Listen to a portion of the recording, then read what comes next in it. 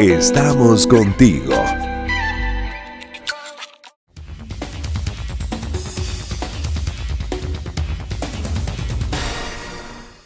La violencia de género hace referencia a todas aquellas acciones negativas o actos que buscan dañar tanto física, psicológica, emocional, económica y patrimonialmente a una persona por cuestiones de género.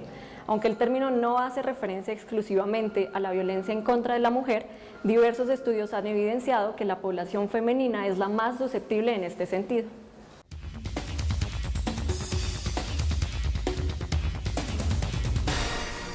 Según la Organización Mundial de la Salud, el 37% de las mujeres de los países más pobres han sido objeto de violencia física o sexual.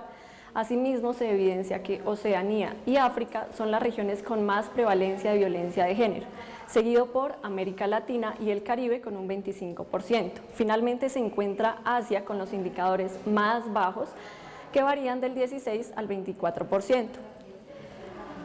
Es así como diversos estudios evidencian que el grupo etario con mayores tasas de violencia de género se encuentra entre las mujeres de 15 a 24 años. Según la Defensoría del Pueblo, en Colombia, desde 21 a julio de 2023 se han presentado 9.027 casos de violencia de género.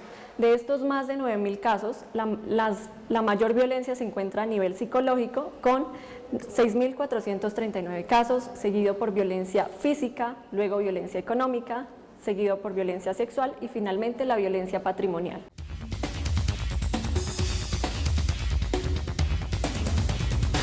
La violencia de género impacta tanto física como psicológicamente a la víctima. Estas últimas consecuencias son las más difíciles de detectar y por esto mismo deben ser prioridad en la intervención para la víctima. También se pueden presentar consecuencias a nivel sociocultural, generando pérdida de la vida laboral y social de la víctima. Asimismo, se puede presentar una repetición en el patrón de la violencia.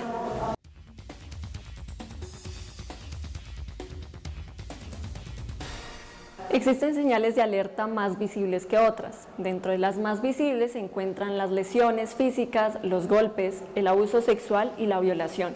Dentro de las alertas menos visibles o que no son tan obvias, existe el sufrimiento emocional que conlleva a la persona a sentirse triste, frustrada, con mucha ira y con mucho dolor. Igualmente puede existir manipulación emocional de parte del maltratador, el cual hace sentir culpable a la víctima en todo momento. Se puede utilizar lenguaje de menosprecio e hiriente disfrazado de bromas hacia la víctima.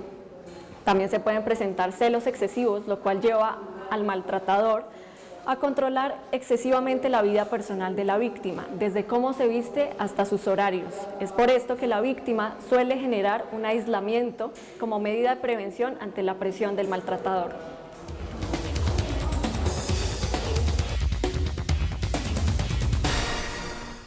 Bueno, hay diferentes tipos de impactos que tenemos. A nivel físico podemos tener lesiones, traumatismos, dificultad con pacientes o víctimas que ya tengan algún tipo de enfermedad. Podemos generar también dolores corporales en el cuerpo, constantes o de manera temporal. A nivel emocional se genera mucho impacto, tanto en las emociones de la persona, porque se restringen y se privan de manifestarlas, pueden generar baja autoestima, se puede generar miedo, se puede generar ansiedad, se puede generar frustración y sentimientos de culpa. También a nivel conductual podemos generar dificultad para relacionarnos y de la misma manera cognitivo, pérdida de la memoria, pérdida de la concentración. Todos estos síntomas cabe aclarar que dependen de la persona como tal. En algunas personas se dará con mayor intensidad, en otras con menor y en maneras diferentes y tiempos diferentes dependiendo de la asimilación de cada una de ellas en su proceso.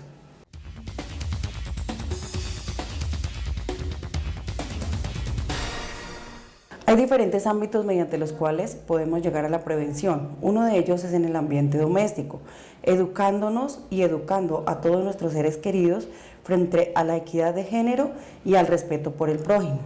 De la misma manera, informándonos en caso de que fuéramos víctimas o de ver o presenciar la violencia, cómo debemos actuar y qué cosas o qué debemos hacer y tener en cuenta para actuar.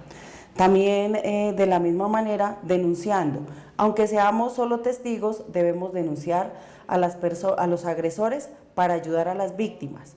En el ambiente social, una forma importante es garantizar la presencia de mujeres en todos los ámbitos de la sociedad con el único fin de evitar estos estigmas. También tratando de derribar todas las ideas de machismo que puedan llegar a provocar esta división o esta exclusión. Podemos también de la misma manera generar denuncias y generar leyes o generar programas que puedan incentivar y que ayuden a la mujer o que medianamente les hagan sentir seguridad para que puedan llegar a hacer sus denuncias.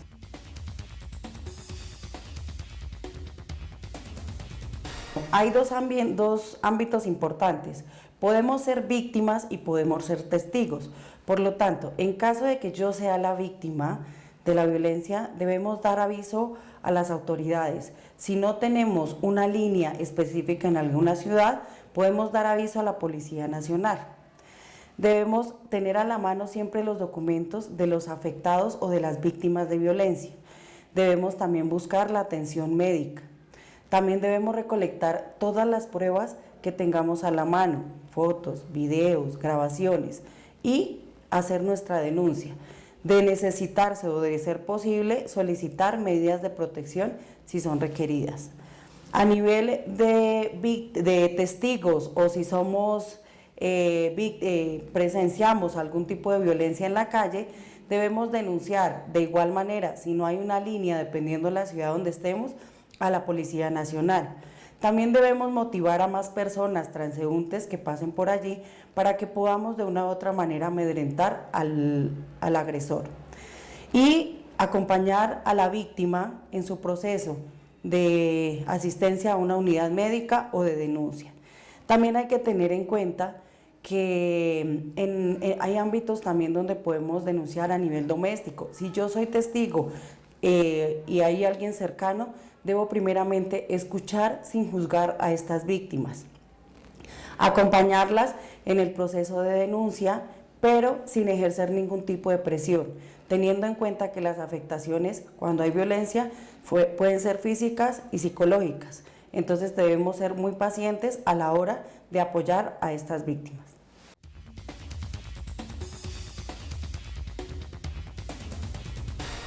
La nueva EPS brinda un programa denominado Mano Amiga. Mediante este programa lo que se pretende o los servicios que se prestan y están disponibles para las víctimas es orientarlos, informarles, brindarles la atención tanto médica como psicológica que requieran, canalizarlos hacia las entidades de justicia y protección que tenga el Estado, que brinda el Estado, y desarrollar el acompañamiento tanto de la víctima como de su familia durante todo el proceso.